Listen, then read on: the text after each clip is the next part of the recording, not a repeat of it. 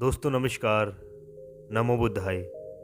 कैसे हैं आप सब? उम्मीद करते हैं कि आप सब अच्छे होंगे, स्वस्थ होंगे।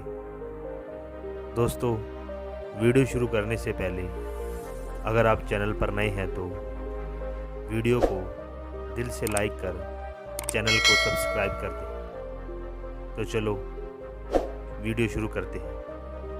प्राचीन काल में बनारसी में राजा बृहदत्त राज्य करता था। उसके पुत्र का नाम दुष्ट कुमार था।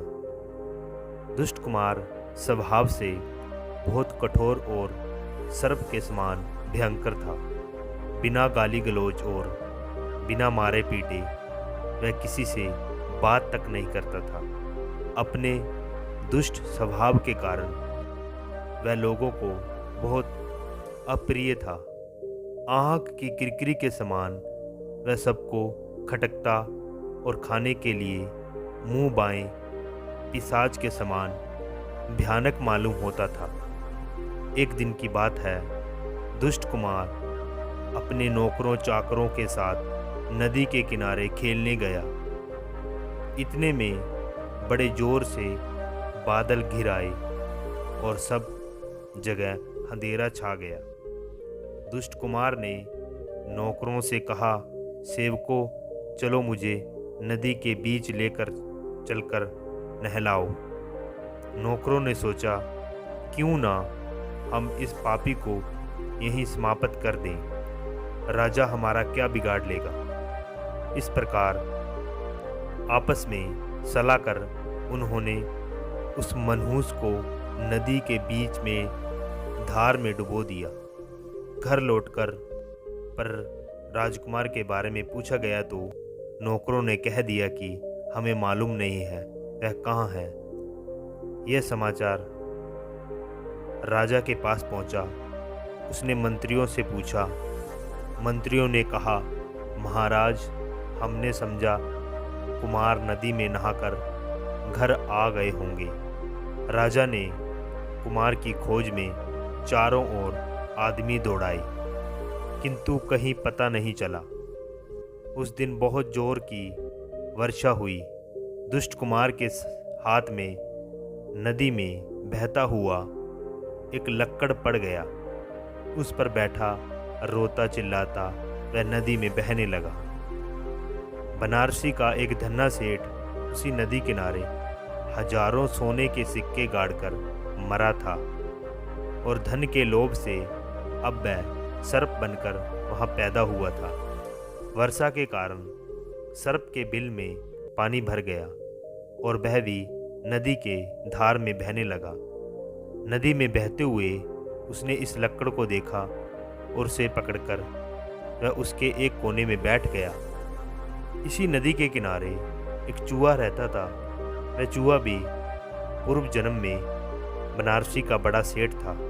उसने नदी के किनारे कई घड़े का धन गाड़ कर रखा था और उसके लोभ से अब वह चूहा बनकर पैदा हुआ था। वर्षा के कारण चूहे के बिल में पानी भर गया और वह भी नदी में बहने लगा। यह चूहा भी उस बहते हुए लक्कड़ के किनारे जा बैठा। नदी के किनारे सेमल का एक वृक्ष था। उस पर तोते का एक शावक रहता था। बाढ़ में सेमल की जड़ें उखड़ गईं और वृक्ष गिर पड़ा। तोते का शावक वृक्ष से उड़कर ना जा सका। वह भी नदी में बहने लगा। वह भी बहते हुए लक्कड़ के ऊपर जा बैठा। उस समय एक भिक्षु नदी में के मोड़ पर अपनी वर्णशाला बनाकर रह रहा था। आधी रात को वह इधर उधर टहल रहा था। इतने में एकाएक किसी के रोने की आवाज़ सुनाई दी। बाहर आकर देखा तो एक आदमी लक्कड़ पर बैठा नदी में बहा जा रहा था। भिक्षु ने सोचा, मेरे रहते हुए इसे अपने प्राणों से हाथ धोना पड़े, ये ठीक नहीं है। नदी से निकालकर इसकी रक्षा करनी चाहिए। भिक्षु ने वहीं से चिल्लाकर कहा, डरो मत, डरो मत। और वह तेजी से पानी की धार को चीरता हुआ लक्कड़ के पास जा पहुंचा। लक्कड़ के सिरे को उसने जोर से पकड़ा और खींचकर नदी के किनारे ले आया। भिक्खू ने देखा कि लक्कड़ के ऊपर राजकुमार के अतिरिक्त एक सांप, एक चूहा और एक तोता भी बैठे हुए हैं। उन्होंने उठाकर वह अपनी कुटिया में ले गए। उसने आग जलाई और उनकी परिचर्या में लग गया। भोजन खिलाते समय भी भिक्खू ने सर्प आदि का अधिक ध्यान रखा। भिक्खू का ये आचरण राजकुमार को बहुत बुरा लगा। उसने सोचा, देखो इस पाखंडी को मुझ जैसे राजकुमार का ध्यान ना कर ये पहले इनकी सेवा कर रहा है। कुछ समय बाद चारों स्वस्थ हो गए तो उन्होंने अपने घर जाने की इच्छा प्रकट की। सबसे पहले सर्प ने उठकर भिक्खू को नमस्कार कर कहा, भंते, आपने मेरा महान उपकार किया है। मैं आपका बहुत कृतज्ञ हूँ। आप मुझे दरिंद ना समझे। नदी के किनारे मेरा बहुत बड़ा खजाना गड़ा हुआ है।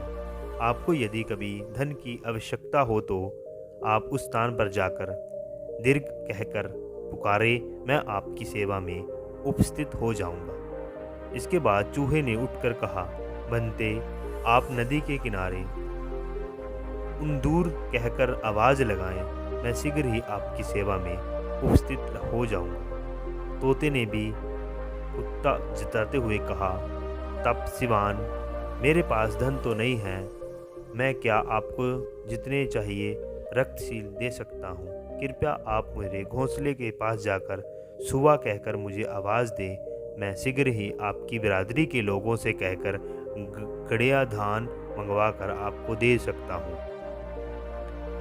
राजकुमार की बारी आई। राजकुमार ने मन ही मन सोचा, यह तपस्वी बड़ा पखंडी है। जब ये मेरे घर आएगा तो मैं इसे जीता ना छोड़ूंगा, जिंदा ना छोड़ूंगा। उसने कहा, भंते, मेरे राजा होने के बाद आप मेरे यहाँ अवश्य पधारें, मैं आपका बहुत सत्कार करूँगा। कुछ समय बाद भिक्खू ने सोचा, चलो इन सब की परीक्षा करूं और देखूं कौन कौन क्या करता है। सबसे पहले भिक्खू सांप के बिल के पास पहुंचा।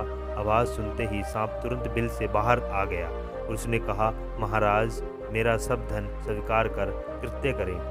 भिक्खू ये कहकर चल पड़ा कि फिर कभी आऊँगा। चूहे और तोते ने भी भिक्खू के प्रति अपनी कृतज्ञता प्रकट की। भिक्खू ने उन्हें भी यही उत्तर दिया। कुछ समय बाद भिक्खू भिक्षा मांगते हुए बनारसी में प्रवेश किया। उस समय राजा अपने हाथी पर बैठकर बहुत से नौकर चाकरों के साथ नगर की पददीक्षा कर रहा था। भिक्खू को दूर से आते हुए देखकर उसने सोचा, यह वही पखंडी है जो मेरे घर मुफ्त में रहने और खाने के लिए आ रहा है। अतः इसके कुछ मांगने के पहले ही इसका सिर कटवा देना चाहिए। राजा ने कर्मचारियों को संकेत देते हुए कहा, देखो, यह पाखंडी मुझसे कुछ मांगने आ रहा है। इस मनहूस को मेरे पास ना आने दो। इसे पकड़कर इसके हाथ बांध लो और चौराहे पर पीटते हुए नगर के बाहर निकाल दो। इसके बाद सिर काटकर धड़ को सूली पर लटका दो। राजा की आज्ञा पाते ही कर्मचारियों ने भिक्खू को पकड़ लिया और मारने के लिए ले गए। भिक्खू सोचता हुआ जा रहा था, कुछ लोग ऐसे होते हैं जिनकी पानी से रक्षा करने की अपेक्षा लकड़ी के लट्ठे की रक्षा करना ही अच्छा है।